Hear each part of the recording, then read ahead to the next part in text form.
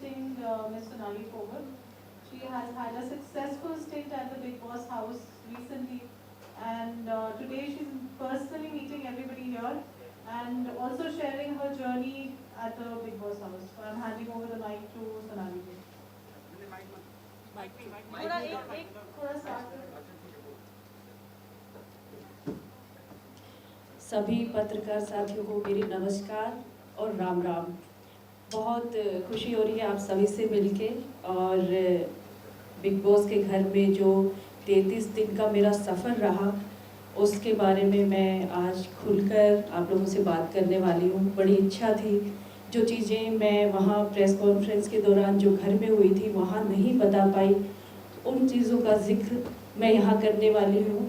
और बहुत खुल के चाहती हूँ कि आपसे बातचीत करूँ, घर के बारे में बताऊँ, कुछ अपने बारे में भी बताऊँ। तो हम लोग शुरू करते हैं।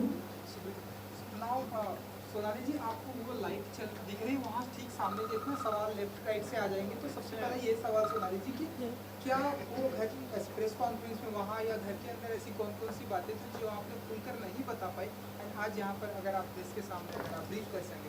जी, पहले मैं 1 मिनट में अपना इंट्रोडक्शन देना चाहूँगी। मैं हरियाणा के एक छोटे से गांव में मेरा जन्म हुआ और बहुत छोटी उम्र में 17 साल में मेरी शादी हो गई थी। और शादी के बाद जो परिवार मुझे मिला, बहुत अच्छा परिवार मिला। उन्होंने मुझे आगे बढ़ाया। जब मैंने इच्छा जाहिर की कि मैं समाज सेवा के क्षेत्र से जुड़ना चाहती हूँ और एक्टिंग लाइन में भी जाना चाहती हूँ, तो मेरे हस्बैंड ने, मेरी मदर इन लॉ ने मुझे बहुत सपोर्ट किया। हालांकि कुछ सालों तक घर से परमिशन नहीं मिली, क्योंकि हरियाणा में कुछ परिवार ऐसे होते हैं कि घर की बहू बेटियों को बाहर नहीं जाने का अवसर देते। लेकिन मेरे कुछ साल तक मनाने के बाद मुझे वो अवसर मिला और मैं पिछले 12 साल से एक्टिव पॉलिटिक्स में हूँ और भारतीय जनता पार्टी में नेशनल स्तर पे मैंने कई पदों पे रह के पार्टी के लिए काम किया है, जिम्मेदारियां निभाई हैं। और उसी के चलते मैं आज हरियाणा में वाइस प्रेसिडेंट हूँ महिला मोर्चा। और मैंने हरियाणा की हॉट सीट, जो कि सीएम जहाँ से 3 बार रहे भजन लाल जी, उनके बेटे के सामने 2019 में अभी चुनाव लड़ा और पहली बार भारतीय जनता पार्टी के इतिहास में सबसे ज़्यादा 35,000 की संख्या में वोट प्राप्त किए। और हरियाणा में की राजनीति में गूगल पे सर्च की जाने वाली सबसे बड़ी पर्सनैलिटी पॉलिटिशियन गूगल पे मैं 2019 में रही हूँ।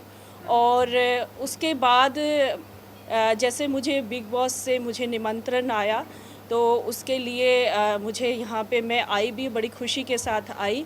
तो पीछे का जो मेरा सफ़र था, कुछ राजनीति के साथ साथ मैंने एक्टिंग लाइन में भी काम किया। जैसे मैं दूरदर्शन हरियाणा में 3 साल के लिए एंकर रही, एक हिंदी कार्यक्रम की, और मैंने 3 फिल्में भी की हैं, जिसमें एक फ़िल्म जिमी शेरगिल के अपोजिट मैंने काम किया, दूसरी में मैंने रवि किशन के, और एक हरियाणवी फिल्म छोरियां छोरों से कम नहीं होती में सतीश कौशिक जी के डायरेक्शन में मैंने काम किया। और जी टीवी के 2 शो भी किए मैंने, अम्मा और टशने इश्क में थोड़ा काम किया। तो ये सब चीज़ें साथ साथ मेरा एक्टिंग करियर भी चल रहा था और राजनीति भी चल रही थी, वो आज भी कंटिन्यू है, दोनों चीज़ें साथ चलती हैं। और कुछ लोगों को गलतफहमी होती है कि मैं टिकटॉक से राजनीति में आ गई, कि मैं टिकटॉक स्टार रही तो राजनीति में मुझे बीजेपी ने टिकट दिया, जबकि ऐसा नहीं है। टिकटॉक एक एंटरटेनमेंट का हिस्सा था, जो मैं मेरे मन की जो इच्छाएं थी, गाना गाने का शौक़ रखती हूँ, डांस करने का शौक़ रखती हूँ, वो टिकटॉक के माध्यम से मैंने अपने आप को वहाँ पे दिखाने के लिए या अपने आप को एंजॉय करने के लिए वो सब चीज़ें की। और अब जब बिग बॉस के घर में मुझे जाने का अवसर मिला, तो मुझे जो जीवन में पहले कभी एक्सपीरियंस नहीं रहा, वो चीज़ें मैंने वहाँ दिखाई भी दी और मुझे कुछ सीखने को भी मिला। और मुझे लगता है कहीं ना कहीं मुझे एक मजबूती भी मिली शो में जाने से। और शो के बारे में अलग अलग तरह की अफवाहें हमने सुनी थी कि पहले से प्लान होता है, कुछ चीज़ें ऐसी होती हैं, लेकिन ऐसा कुछ नहीं है, क्योंकि मैं थोड़ा सा अलग दुनिया से आई हूँ। क्योंकि यहाँ एंटरटेनमेंट जगत के लोग हैं, वो तो वाकिफ़ हैं इन चीज़ों से, लेकिन हमारे जैसे लोगों को ये चीज़ें मालूम नहीं थी। हम विश्वास करते थे कि शो में ऐसा होता है कि किसी को ज़्यादा तवज्जो दी जाती है या किसी के लिए ऐसा कुछ किया जाता है, तो मुझे नहीं लगता ये चीज़ें हैं, क्योंकि शो में सब एक बराबर हैं और वहाँ पे सिर्फ आपको घर के अंदर ले जाके छोड़ दिया जाता है, बाकी आपको ही करना होता है कुछ। और जैसे कि आपका पहला सवाल मेरे से ये है कि जब प्रेस के दौरान वहाँ पे मैं खुल के नहीं बता पाई वो जो चीज़ें हैं वो मैं आपसे शेयर करना चाहूँगी। उस दिन एक टास्क मिला था कि न्यूज़पेपर में जो पर्सनैलिटी सबसे ज़्यादा वहाँ पे पॉपुलर है बाहर के लोगों के बीच में कौन होगा। तो वहाँ पे डिस्कशन जो हुआ उसमें सबसे पहले रुबीना जी हर टास्क की फ़ाइल पढ़ती है, जैसे उनको काम दिया जाता है, सब लोग उनको मानते भी कि हाँ चलो अच्छा पढ़ती, हिंदी और इंग्लिश उनकी काफ़ी अच्छी है, तो उस वजह से उनको टास्क फ़ाइल पढ़ने को दी जाती है। तो उस समय जैसे मेरा ज़िक्र आया 5 नंबर पे। 5 नंबर पे राखी ने कहा कि दीदी को होना चाहिए। आपको क्या लगता है कि वो हमारे फील्ड से नहीं है, तो वो क्या उनकी चर्चा नहीं हो रही होगी? या उनकी चर्चा तो इस विषय भी हो रही होगी कि एक पॉलिटिशियन है और बिग बॉस के घर में एंटर किया है, तो इसी से वो सुर्खियों में आई होंगी। तो उनको 5 नंबर से मेरे से पहले मेरे ख्याल से रहना चाहिए। उसके बाद राहुल और अली ने मुझे सपोर्ट किया इसमें, लेकिन रुबीना जी के द्वारा इसको इग्नोर कर दिया गया। उन्होंने कहा नहीं, हम नहीं मानते इनकी चर्चा हो रही होगी, क्योंकि ये बहुत लास्ट में आई हैं और बाकी लोगों की ज़्यादा चर्चाएं रही होंगी, क्योंकि 4 महीने से सब चल रहा है। तो वहाँ पे मैं ज़्यादा कुछ मैंने बोला नहीं। मुझे लगा कि चलिए ठीक है, ये लोग ज़्यादा पॉपुलर हैं तो इनको इनकी तस्वीरें यहाँ पे लगनी चाहिए, उसको छोड़ दिया गया। लेकिन बिग बॉस हमेशा ये कहते हैं कि टास्क को पूरा करें, वो टास्क पूरा नहीं हो पाया। लेकिन काम्या जी जब वहाँ पहुँची, पत्रकारों ने बातचीत की, उसके बाद फिर उस टास्क को पूरा करने के लिए काम्या जी ने बोला, क्योंकि बिग बॉस ने आदेश किया था कि इसको पूरा करें। 9 लोगों की तस्वीरें थी, 10वां सिर्फ मैं बची थी, तो मेरा फ़ोटो कहाँ लगना चाहिए, काम्या जी ने ये कहा। तो उसमें फिर सब लोग उठ खड़े हुए। अर्शी खान ने सिर्फ बोला कि सोनाली जी को होना चाहिए, इनमें से किसी एक जगह पे आप इनके बारे में हम अपनी राय देना चाहते हैं। लेकिन उसमें किसी की सुनी नहीं गई, क्योंकि रुबीना जी ने फिर से घुमा दिया मुद्दे को और उसको वहीं क्लोज़ कर दिया। तो मेरा ये सोचना है कि काम्या जी को उस बात पे ज़ोर देना चाहिए था कि इस टास्क को, जब मुझे दिया गया है ये कार्यक्रम, तो इस टास्क को मैं पूरा करूं। तो वहाँ पे थोड़ा सा मुझे इग्नोर किया गया। और दूसरा, मुझसे सवाल पूछे गए, उसमें 3 सवाल थे, शायद खाना फेंकने वाली बात है एक, और उसमें मुझे क्लियर नहीं करने दिया गया, जिसमें रुबीना जी, अर्शी खान, ये लोग पीछे से बोलने लगे। आप लोगों ने हमेशा देखा होगा, मैं जब तक शो में रही, जब 2 लोग या 3 लोग भी बोल रहे होते थे, मैंने बीच में कभी नहीं बोला, कभी भी नहीं बोला। आप शो पीछे कभी भी देख सकते हैं, जब वो लोग बोल के अपनी बात ख़त्म कर देते थे, तब मैं पूछती थी क्या मैं अपनी राय दूं या मैं अपनी राय रख सकती हूं। मैं हमेशा ये पूछती थी, क्योंकि हम लोगों ने हमेशा से ये नियम बनाए हुए हैं। हम जिस पार्टी से ताल्लुक़ रखते हैं, हमें सिखाया गया है कि हमें अपनी जो राय है वो बताने के लिए भी पूछना चाहिए कम से कम। तो मेरा ये नियम है, सिद्धांत है, तो उसको मैंने फ़ॉलो किया। तो वहाँ पे जैसे मुझे अगर बोलने का अवसर मुझे ही मिला था, तो उसमें रुबीना जी और अर्शी खान को बीच में नहीं कूदना चाहिए था। मुझे वहाँ पे मेरी बात को क्लियर नहीं करने दिया गया। जो रोटी वाला मामला था, जो डस्टबिन की बात थी, अगर आप लोग उसमें खुल के जानना चाहते हैं तो एक पॉइंट है जो मैं बताना चाहती हूँ। उसमें हुआ ऐसे कि वहाँ पे खाना जो था, हमेशा अच्छे से राशन आता, सब ठीक ठाक था। लेकिन लास्ट में कैप्टनसी का जो टास्क था उसको ख़त्म ही कर दिया गया कि कैप्टनसी के लिए अभी कोई टास्क नहीं होगा, अब खाने के लिए होगा। आपको खाना तभी मिलेगा जब आप टास्क पूरा करेंगे, नहीं तो आपको लिमिट में कुछ चीज़ें दी जाएंगी और उन्हीं में आपको गुजर बसर करना पड़ेगा। तो उसमें थोड़ा आटा रखा हुआ था सुबह के लिए भी, रात में सबके लिए एक एक रोटी बननी थी। और मैं हमेशा दाल चावल नहीं खाती थी, क्योंकि मैं जिस एरिया से आती हूँ वहाँ दाल चावल कम खाए जाते हैं, वहाँ रोटी सब्ज़ी खाई जाती है, लस्सी दूध ज़्यादा लिया जाता है। तो वो मैंने कहा कि मैं दोपहर को एक रोटी खाई थी तो मुझे भूख लगी है, मैं बना लेती हूँ। मैंने अली, राहुल और इन लोगों से, जो मेरे दोस्त थे, मैंने कहा, तो उन लोगों ने कहा बना लो, आप खा लो, कोई बात नहीं। क्योंकि वहाँ पे हर कोई पहले जैसे अर्शी खान रात में सबके सोने के बाद अपना खाना बनाती थी, विकास भी अलग से अपना खाना हमेशा अलग से बनाता है। और मुझे लगा कि मुझे भी जिसकी ड्यूटी है, कोई बात नहीं, एक रोटी मैं अपनी बना लूँगी। तो उसमें मैंने उस दिन रोटी बनाई, और जैसे ही अर्शी खान की ड्यूटी थी रात में डिनर बनाने की, उसने मुझे रोटी बनाते हुए जैसे ही देखा तो वो बहुत ज़्यादा तिल मिला गई और मेरे ऊपर चढ़ गई पूरी तरह से, कि मुझे मतलब ऐसा फ़ील हुआ कि ये लड़की मुझे दोस्त मानती है, मैं इसको दोस्त मानती हूँ, एक बेड पे सोते हैं। तो इसने मेरे साथ मुझे हर्ट किया, इसने एक रोटी के लिए। तो दुख होना स्टार्ट हो गया था मुझे, क्योंकि जो भी बंदा या जो इंसान हम रेगुलर लाइफ में देखते हैं, कोई किसी से जुड़ता है, अगर मुझे पानी चाहिए अगर कोई इंसान किसी के साथ जुड़ा है, अगर वो भावुक है, अगर वो अच्छा इंसान है, तो उसके आंसू ज़रूर निकलते हैं। अगर किसी के लिए दिल में दर्द नहीं होता, सम्मान नहीं होता, तो वो नहीं रोता कभी भी। जो कठोर होता है वो कभी नहीं रोता। तो मैं खाना खाते खाते मेरे आंसू निकलने लगे, मैं रोने लग गई थी।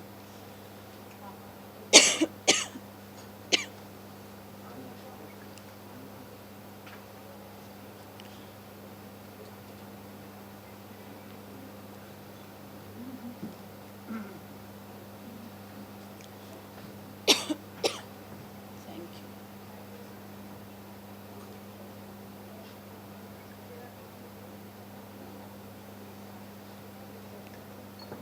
लेकिन अर्शी खान को उससे सब्र नहीं आया कि मैं रो रही हूँ, फिर भी वो मतलब मुझे कहने से बाज आए।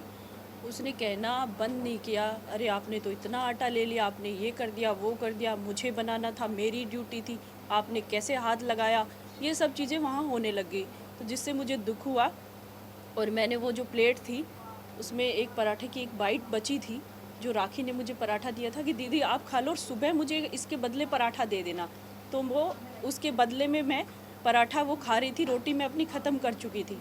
तो उसको मैंने ले जाके और उस प्लेट को साफ़ करने के लिए उसमें डाला था, क्योंकि घर में नियम बना था कि जो भी खाना अपना ख़त्म करेगा, चाहे उसमें कुछ भी बचे, डस्टबिन में क्लीन करके पानी से साफ़ करके प्लेट रखेगा, ताकि बर्तन साफ़ करने वाले को गंदगी महसूस ना हो। ये घर में नियम बनाया गया था। हम जब बाहर होते हैं या अपने घरों में होते हैं, हम गाय को रोटी खिला देते हैं, बचा हुआ खाना होता है हम जानवरों को खिलाते हैं। लेकिन बिग बॉस के घर में एक खाने के लिए डस्टबिन बना था, खाने के लिए, जिसमें हम अपना जो खाना होता है बचा हुआ वो डालते हैं। वहाँ गाय भैंस नहीं बंधी है जिसको मैं खिला देती। मेरे संस्कार नहीं है कि मैं कूड़े में खाना डालूं। मुझे वो डस्टबिन था, शुरू से बताया गया था ये डस्टबिन है गीला, इसमें जो हमारा झूठा खाना बचता है वो हम इसमें डालते हैं और ये बाहर चला जाता है। तो वो रिस्पेक्ट के साथ होता है, उसमें खाना हर कोई डालता था। मैंने देखा हर किसी ने अपनी प्लेट साफ़ करके उसमें डाली है। अर्शी खान ने 3-3 दिन अपने पराठे फ्रिज में, थाली में मटन भी रखा है, रोटी भी रखी है, चावल भी रखा, वो सारा डाला उसमें, और फिर उसको प्लेट को साफ़ किया कि मेरी प्लेट है, मैं साफ़ करके रख रही हूँ। रुबीना ने 15 रोटियाँ मेरे सामने डाली है डस्टबिन में, तब खाने का अपमान नहीं हुआ था। इस चीज़ को मुझे क्लियर नहीं करने दिया गया। वो डस्टबिन सिर्फ उसी के लिए था। उस डस्टबिन में जो हमारा झूठा खाना या वेस्ट अनाज था वो चला जाता था, वो उसके लिए था। तो इसमें मैंने खाने का अपमान किया, कहाँ मैं खाने का अपमान करने के लिए ज़िम्मेदार हूँ? आप लोगों से सवाल पूछ रही हूँ। मुझे टारगेट किया गया, मुझे रुबीना जी के द्वारा, निक्की के द्वारा। निक्की कैसे आई? निक्की को उस समय टास्क मिला हुआ था लाइव रहने का 1 घंटा, आप लोगों ने देखा होगा। निक्की वो कर रही थी, निक्की को पॉइंट चाहिए थे क्योंकि वो कुछ खास कर नहीं पा रही थी। उसको बीच में जैसे अर्शी खान ने उकसाया, अर्शी ने कहा रुबीना जी देखो खाना वेस्ट कर दिया, खाना है नहीं। अरे तू मुझे रुलाती नहीं तो वो एक बाइट मेरे पेट में जाता ना, मैं किसी को नहीं देती वो, क्योंकि मुझे भूख लगी थी। मैं दाल चावल नहीं खाती हूँ, मैं अपनी रोटी और पराठा मैंने ही खाना था, मैं किसी को बिल्कुल नहीं देती। मैंने खाने का अपमान नहीं किया। मेरे जो हलक से नहीं नीचे उतरा रोते समय, वो मैंने अपना नियम पूरा किया था वहाँ पे, जो नियम बिग बॉस ने बनाए हैं, जो प्लेट को साफ़ करने वाला वो मकसद था, ना कि खाने का अपमान। वो बाइट रुबीना जी मुझे बार बार कह रही थी वो मैं खा लेती। रुबीना जी जो ढंग से किसी से बात नहीं करती, वो खा कैसे लेती? उनके अंदर इतना घमंड है, वो कैसे खा लेती? उन्होंने उस दिन क्यों नहीं खाया जब निक्की ने अपना झूठा खाने का बॉक्स जो वीकेंड पे बाहर से मंगवाया जाता है खाना, वो बचा था, वो क्यों नहीं सेव करके रखा? वो खा लेती। जब मैंने निक्की को सुबह से मैं कह रही थी निक्की ये जो वेस्ट खाना है इसको उठा लो, तो निक्की ने मेरे से उसके लिए कि झगड़ा हो मैं कुछ करूं, क्योंकि सलमान जी ने वीकेंड का वार चल रहा था, उसका शूट चल रहा था।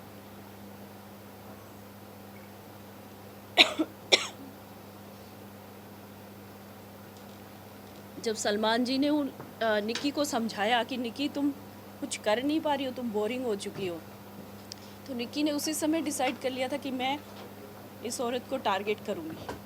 निक्की ने मुझे टारगेट करना शुरू कर दिया था दूसरे हफ्ते पे ही, और उसने अपना जो खाने का बॉक्स था वो मेरे बेड के साथ में रखा। हर किसी को अपना अपना बेड मिला हुआ था, निक्की को मेरे से दूर बेड मिला हुआ था। वो चाहती तो किसी और के बेड के पास रख सकती थी, वो चाहती तो किचन एरिया में रख सकती थी, लेकिन उसको मुझसे झगड़ा चाहिए था। और मैंने कहा भाई मैं जहाँ पे सोती हूँ वहाँ मैं अपनी चप्पलें खोलूँगी, और वहीं खाना पड़ा है, तो मेरे चप्पल के साथ खाना पड़ा है, मैं कैसे सहन करूँगी? और मैं रात में सोऊंगी तो वो खाना स्मेल करेगा। तो उसके लिए मैंने बार बार निक्की को कहा, और अगर निक्की मेरे साथ अच्छी होती तो मैं खाना खुद उठा के रख देती, लेकिन निक्की मेरे साथ अच्छी नहीं थी। वो मुझे बार बार कहती थी घटिया औरत, हु इज़ शी, कहाँ से आई है, क्या करने आई है शो में, इसको बाहर निकालो। बार बार निक्की के यही शब्द मेरे लिए होते थे, आप लोगों ने सुना भी होगा। तो मेरे साथ वहाँ पे भेदभाव बहुत हुआ, मैं अकेली पड़ गई थी बिल्कुल। रुबीना जी ने मुझे बहुत सम्मान दिया पहले, उन्होंने कहा भी सोनाली जी आप बहुत अच्छी हैं, ये लोग आपको ख़राब कर देंगे, इनकी बातों में मत आना। लेकिन रुबीना जी ने ही बाद में मुझे टारगेट बनाया, जिनको रुबीना जी को मैं बाहर से देख के गई थी शो में कि बहुत अच्छी महिला है, और रुबीना जी ही मुझे लगता है कि आगे तक जाएंगी, शो जीतेंगी। लेकिन रुबीना जी ने 2 हफ्ते के बाद मुझे टारगेट करना शुरू किया। रोटी वाला मामला हो, चाहे वो मेरा नाम फाड़ने वाला मामला हो, वो बीच में आई, उसमें भी हर काम में वो बीच में आई, जबकि उनके आने का कोई मतलब ही नहीं था उसमें। और निक्की ने भी मेरे साथ किया, तो पूरी तरह से मेरे साथ भेदभाव हुआ शो में, और मुझे हर्ट किया गया काफ़ी, और मुझे परेशानियां हुई काफ़ी, क्योंकि मैं बहुत ज़्यादा भावुक हूँ। और जाते ही मैं सबके साथ इतना जुड़ गई थी, 2 हफ्ते तक मुझे ऐसे लगा था कि सब मेरा परिवार है, और जैसे मैं घर पे रहती हूँ, मेरे घर के लोग हैं, उनसे मुझे प्यार मिला, और मैंने भी उनको बहुत प्यार दिया। और सबके लिए अगर मुझे किसी के बारे में दुख हुआ तो मेरे आंसू भी निकले। तो ये सारी चीज़ें वहाँ पे हुई, और भी कई किस्से हैं जो आप लोगों ने देखे हैं, जिनको मैं क्लियर करना चाहती हूँ। अगर आप उनमें से कुछ पूछना चाहें तो आप मुझसे पूछ सकते हैं। सोनाली जी, एक बात बताइए, आप ये बोल रही हैं आपको लोगों ने टारगेट किया और आपको काफ़ी ज़्यादा परेशान किया, लेकिन बदले में आपने भी तो उनके साथ काफ़ी कुछ ऐसा किया जो नहीं करना चाहिए था, जैसा कि आपने रुबीना जी को गालियाँ दी हैं और धमकियाँ दी हैं उनके हस्बैंड को, उनको दुनिया को कि भाई बाहर आओ, मैं देखती हूँ। हाँ, तो क्या ये जस्टिफाई अभी है आपके लिए कि पहले मैं क्लियर करना चाहती हूँ धमकी वाली बात को। आज तक मुझे किसी ने बताया नहीं और ना ही दिखाया कि मैंने किसको धमकी दी, क्योंकि मैंने धमकी दी नहीं है, उस बात को बनाया गया है।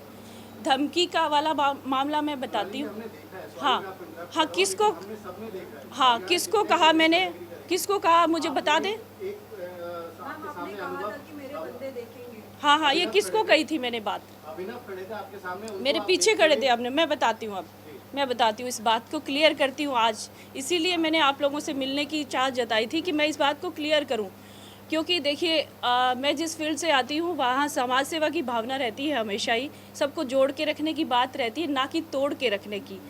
तो जब मैं शो में आई तो उस समय वीकेंड पे सलमान जी का बर्थडे आ रहा था और उसके शूट की तैयारियां हो रही थी।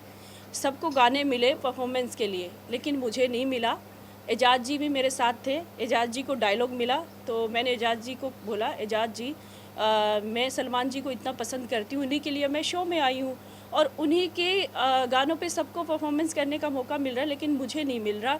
तो मैंने बिग बॉस को कहा और मुझे गुस्सा आया और मुझे दुख हुआ। तो मैंने कहा बाहर मेरे लोग हैं, वो देख रहे हैं, और आप इस देश में एक चैनल चला रहे हो, इस देश में ये शो चला रहे हो, आप भेदभाव नहीं कर सकते किसी के साथ। मेरे साथ आप लोगों ने भेदभाव किया, इनको सबको दे दिया ना, इनको गाना दिया, ये परफॉर्म करेंगे। सलमान जी का बर्थडे मैं क्यों नहीं करूँगी? और मेरी जो टीम है बाहर से आपसे सवाल पूछेगी, वो उस समय की बात है, वो ये बात थी जो मैं आज क्लियर कर रही हूँ। मेरे पीछे अभिनव खड़ा था, अभिनव ने मुझे फिर कहा भी सोनाल जी आप क्या कह रही हैं, शो को कह रही हैं आप? मैंने कहा हाँ कह रही हूँ, मेरे साथ भेदभाव हुआ है तो कह रही हूँ ना मैं, और मेरा हक बनता है, मैं शो में आई हूँ। और जहाँ हमेशा कहा जाता है कि शो में भेदभाव नहीं होता, मैंने स्टार्टिंग में यहाँ बैठते ही आपको कहा ना कि शो बहुत अच्छा है, भेदभाव नहीं होता शो में, शो के लोग नहीं करते हैं वो, इस चीज़ को क्लियर करती हूँ। जब मैंने ये बात कही उनको, मुझे हर्ट हुआ। तो दूसरे दिन जब शूट हुआ तब सलमान जी ने या क्रिएटिव्स जो थे या शो मेकर जो हैं, उन्होंने इस बात को समझा और उन्होंने मुझे परफॉर्मेंस का मौका दिया, उस चीज़ को क्लियर किया। वो बातें वहीं ख़त्म हो गई थी। लेकिन अभिनव जी ने, जब निक्की और मेरा रुबीना जी से झगड़ा शुरू हुआ, अभिनव जी ने उस बात को मोड़ दिया।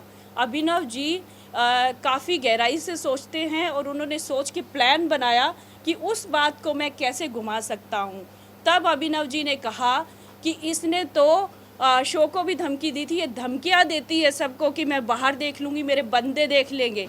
मैंने कहा ज़रूर था, लेकिन ये वो बात नहीं थी कि मेरे बंदे आपको देख के मार डालेंगे, कुछ कर देंगे, ये वो चीज़ नहीं थी, बिल्कुल भी नहीं थी, और ना ही कभी हो सकती, ना मैं कभी कह सकती ये चीज़ें।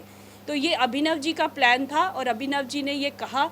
फिर किचन एरिया में निक्की भी मेरे साथ इस बात से भिड़ी कि तुम ये कहती रहती हो घटिया औरत, मेरे बंदे देख लेंगे, बंदे मेरे भी है, तुम्हें देख लेंगे, निक्की ने ये बात कही।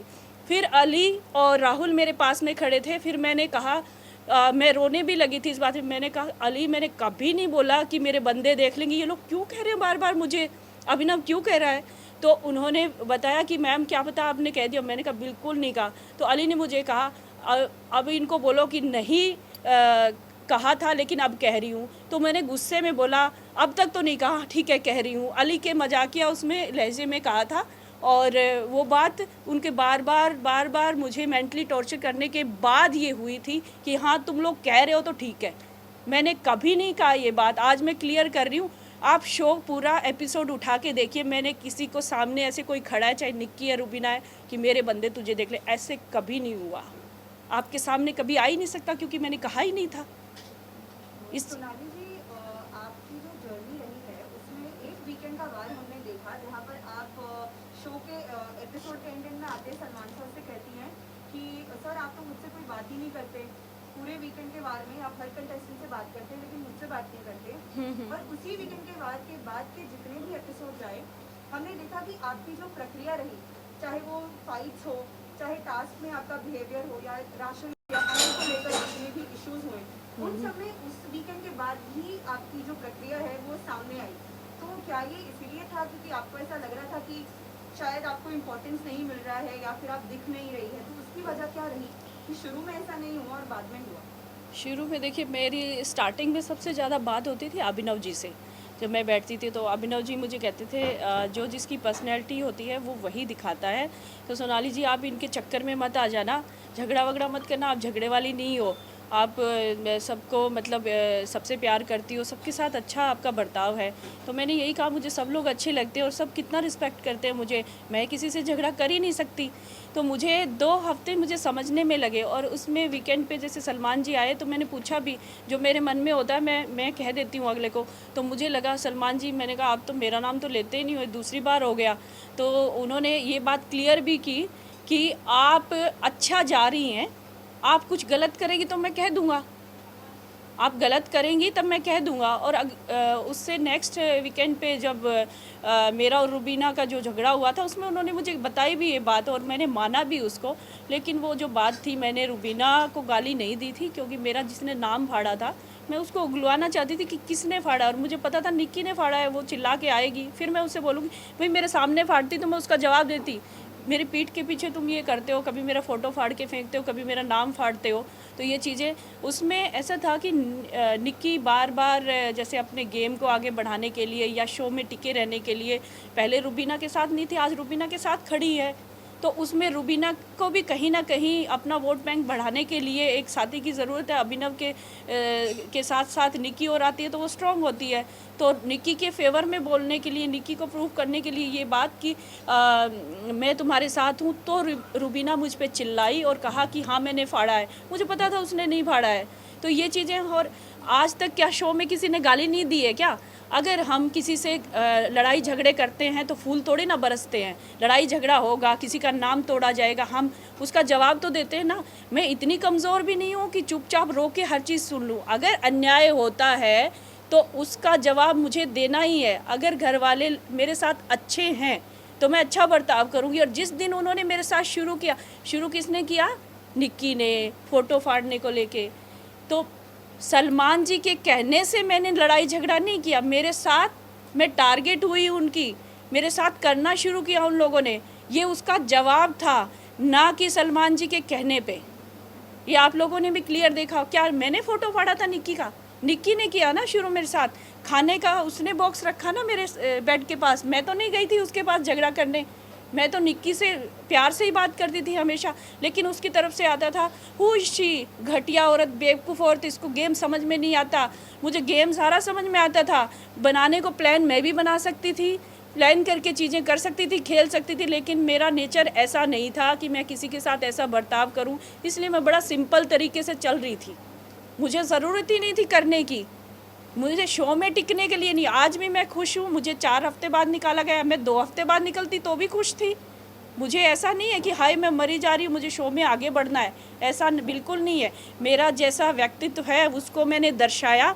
और मैं अगर भावुक हूँ, अपनों से प्यार करती हूँ, तो दूसरी तरफ अगर गलत होता है तो मेरा एग्रेशन भी दिखता है और मैं गलत चीज़ें कभी बर्दाश्त नहीं करती। चलिए सोनाली जी, क्योंकि अब आप घर से बाहर आ गए हैं, तो अगर आप जितने टाइम आप घर के अंदर थी, अगर आप बता सकें कि कौन होगा बिग बॉस का विनर, अगर आप अब तक की जो आपकी जर्नी रही आपके अनुसार, अगर आप बता सकें। देखिए, जब मैं शो में एंटर किया था उससे पहले मैंने कुछ एपिसोड देखे थे, बहुत अच्छे से देखे थे, समझा भी सब चीज़ों को। तो मुझे रुबीना जी से बेस्ट कोई नहीं लगा, राहुल वैद्य से बेस्ट नहीं लगा। ये 2 लोग इतने स्ट्रॉन्ग मुझे लगे। और मैंने घर के अंदर फिर जाके मैंने जैसे एजाज को मैं बहुत बुरा मानती थी जाने से पहले कि ये क्या बंदा है, अजीब है, हर जगह मतलब मुंह फाड़ के चिल्लाता रहता है और हर झगड़े में घुस जाता है और फिर अलग बैठा रहता है। तो उसका जो बर्ताव था मुझे बहुत ही मतलब ख़राब लगता था। और जब मैं घर के अंदर गई तो सब चीज़ें उल्टी हो गई थी। मैंने जब उनको सामने से जाना, क्योंकि 24 घंटे जो चलता है उसका 1.5 घंटे में जो दिखता है वो अलग है आप लोगों के सामने। मेरी भी कुछ चीज़ें ऐसी नहीं दिखाई गई। मैंने सिद्धांतों के साथ उस शो में खेला है, जो भी खेला है अपने आप को दिखाया है। लेकिन वो चीज़ें मुझे नहीं लगता कि पूरी तरह से आई है। मेरी जो 1-2 गलतियां थी उनको बहुत अच्छे से दिखाया गया है। तो मैं शो में जब गई हूँ तब मुझे कहीं ना कहीं लगता है कि रुबीना जी मेरी फेवरेट हमेशा रही हैं। और मेरे घर पे भी सब, जैसे मेरी मदर उनको बहुत पसंद करती थी, लेकिन आज जब मैंने उनसे पूछा आने के बाद तो मेरी माँ बिल्कुल पसंद नहीं करती उनको। तो मैंने मेरी माँ को समझाया भी, मैंने कहा शो में रहने के लिए रुबीना जी ये कर रही है, बाकी वो अच्छी हैं। तो जब लेकिन एक तरफ वो संस्कारों की, नियमों की दुहाई देती है, वहीं दूसरी तरफ अपने गेम में आगे बढ़ने के लिए वो अपने संस्कार और नियम ताक पे रख देती है, वो साइड में कर देती है, उनको कोई फ़र्क नहीं पड़ता। लेकिन हमने उनकी छवि हमेशा एक अच्छी महिला की पर्दे पे भी देखी है और मैंने बाहर भी यही महसूस किया था कि वो ऐसी है, लेकिन वो ऐसी बिल्कुल नहीं है। वो इस शो के लिए ही बनी है। रुबीना जी के बारे में कहूँगी, वो इस शो के लिए बनी है। वो ऐसी महिला है, वो इतनी चतुर है, बहुत चतुर महिला है वो। और जब कहीं फरेब करना हो तो तुरंत फरेब करती है, पता भी नहीं चलने देती। बाद में समझ में आता है अरे ये इतना बड़ा फरेब कर गई आपके साथ। तो वो शो में टिकने के लिए उससे बेस्ट मुझे नहीं लगता रुबीना से बेस्ट कोई हो सकता। और मुझे आज लगता है कि उस ट्रॉफ़ी की असली हकदार वही है, ऐसे शो के लिए वही बनी है। हमारे जैसे लोग नहीं बने हैं। दूसरा, राहुल को मैं स्ट्रॉन्ग मानती थी, लेकिन राहुल कहीं ना कहीं उसके फरेब के आगे दब जाता है।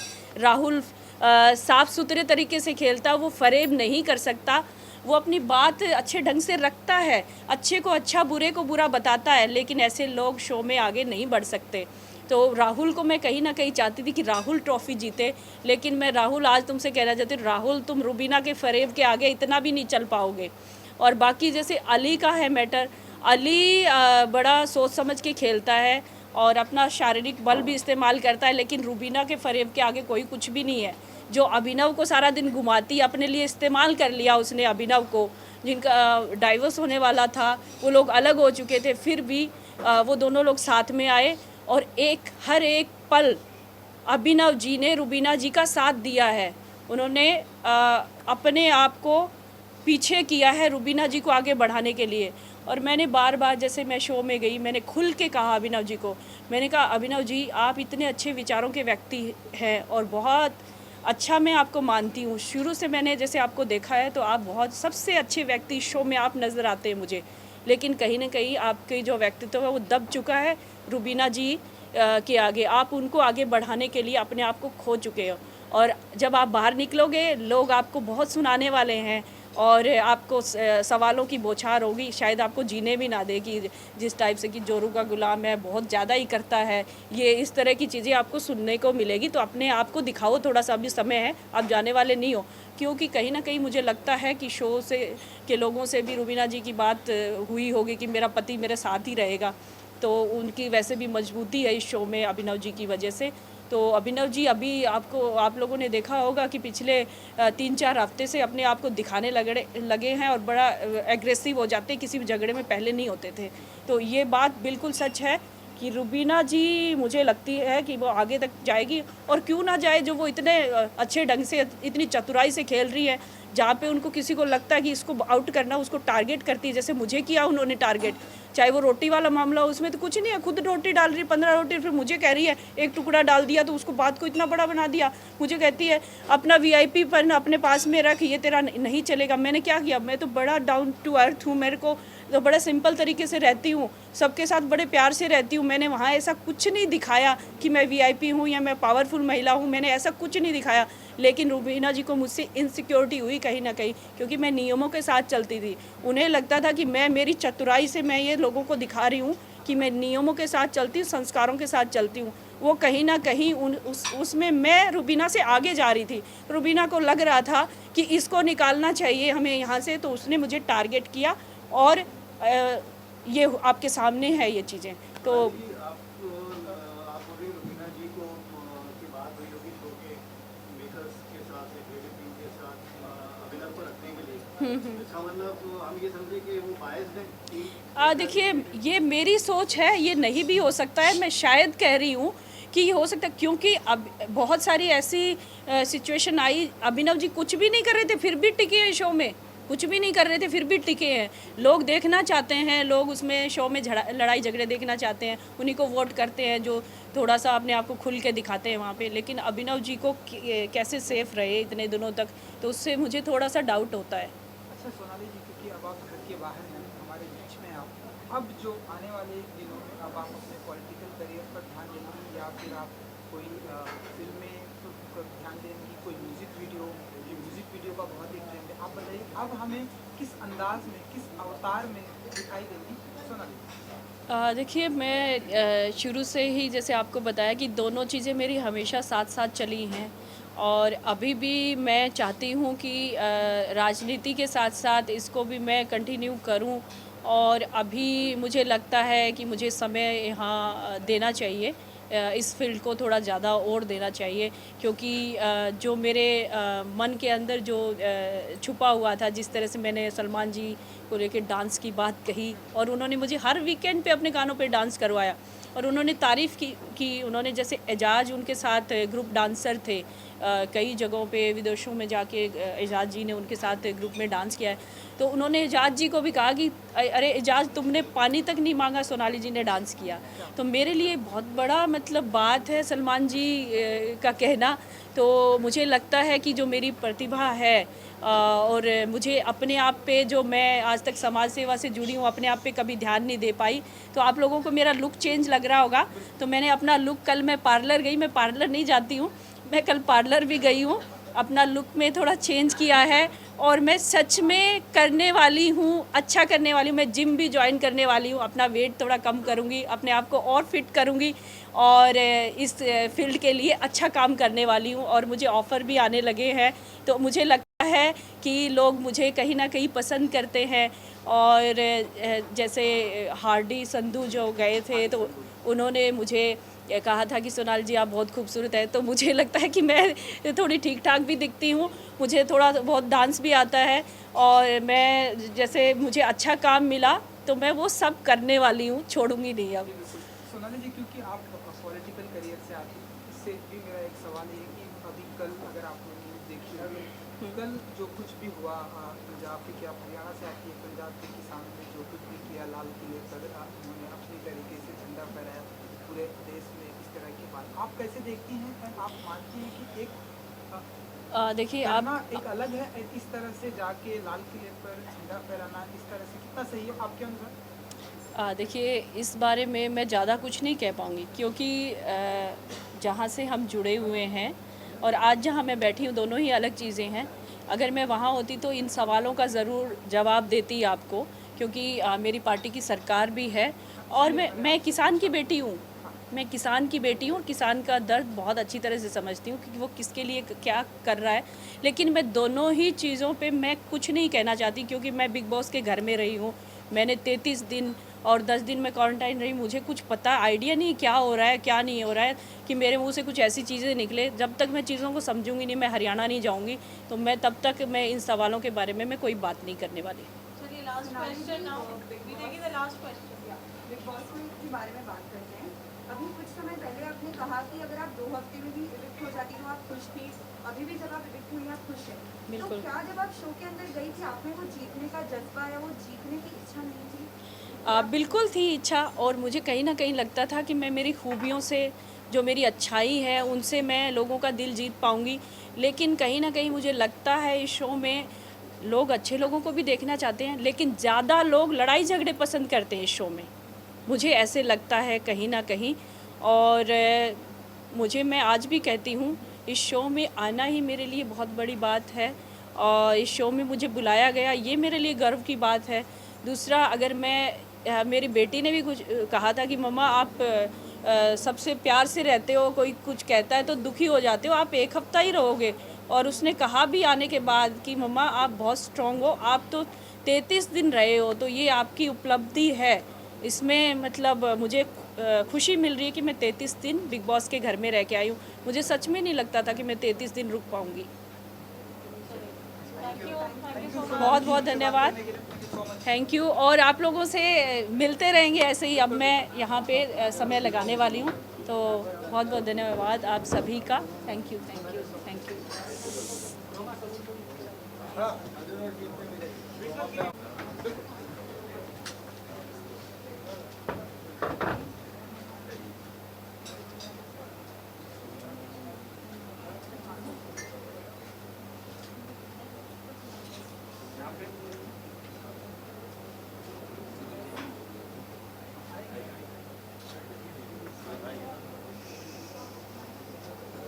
चलिए अभी डन। मैडम इनके लिए फोटो मैडम यहाँ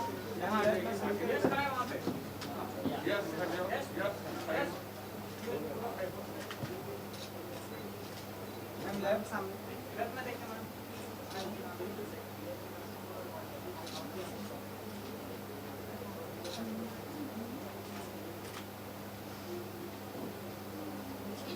चलिए थैंक यू थैंक यू बहुत बहुत धन्यवाद।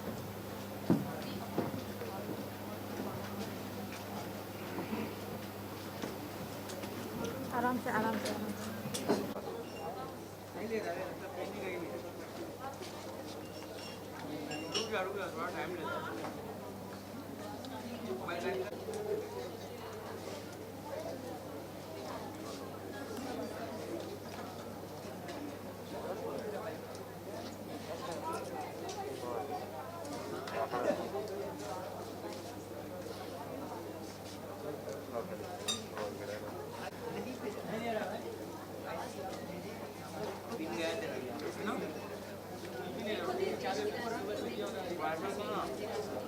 देख रहा था मैं वहाँ पे तो वाइपर